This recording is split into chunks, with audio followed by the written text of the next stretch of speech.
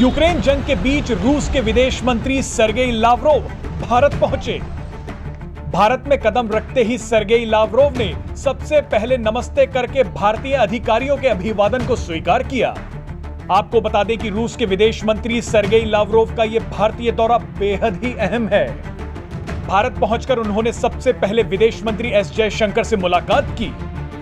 दुनिया हैरान तब हो गई जब रूस के विदेश मंत्री प्रधानमंत्री नरेंद्र मोदी से मिलने पहुंच गए। पीएम मोदी और रूसी विदेश मंत्री की मुलाकात 40 मिनट से ज्यादा समय तक चली। जानकारों ने बताया कि पीएम मोदी चीनी विदेश मंत्री से नहीं मिले थे, लेकिन रूसी विदेश मंत्री से मिलकर उन्होंने दुनिया को एक बड़ा संदेश दिया है। पीएम मोदी से मुलाकात से पहले रूस के विदेश मंत्री ने एक प्रेस कॉन्फ्रेंस की, जिसमें उन्होंने कई बड़ी बातें बोल दी। सबसे पहले तो उन्होंने रूस के राष्ट्रपति व्लादिमीर पुतिन की तरफ से प्रधानमंत्री नरेंद्र मोदी को थैंक यू कहा। रूसी राष्ट्रपति का संदेश पहुंचाते ही सर्गेई लावरोव ने कई ऐसी बड़ी बातें कर दी जिसे सुनकर सब हैरान हो गए। रूस के विदेश मंत्री ने एक बड़ा बयान देते हुए कहा कि भारत रूस और यूक्रेन युद्ध के बीच मध्यस्थता कर सकता है। उसके बाद तो रूस के विदेश मंत्री ने भारत की तारीफ में कसीदे पढ़ने शुरू कर दिए। रूस के विदेश मंत्री ने कहा कि भारत किसी के भी आगे नहीं झुका और दृढ़ता के साथ अपने रुख पर कायम रहा।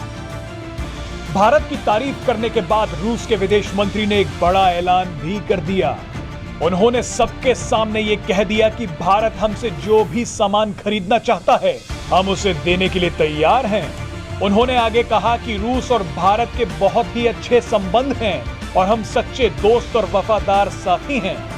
सर्गेई लावरोव ने कहा कि दुनिया का कोई भी देश हमारी पार्टनरशिप के बीच नहीं आ सकता। इस वीडियो में हम आपको बताएंगे कि रूस के विदेश मंत्री का यह भारतीय दौरा कितना अहम है और क्यों दुनिया के कई बड़े देश लगातार भारत के दौरे पर आ रहे हैं। रूस और भारत के बीच में अगले कुछ दिनों में, कुछ महीनों में ऐसे व्यापारिक संबंध कायम हो सकते हैं जिनसे भारत को भी बहुत ज्यादा फायदा होगा और रूस को भी फायदा होगा।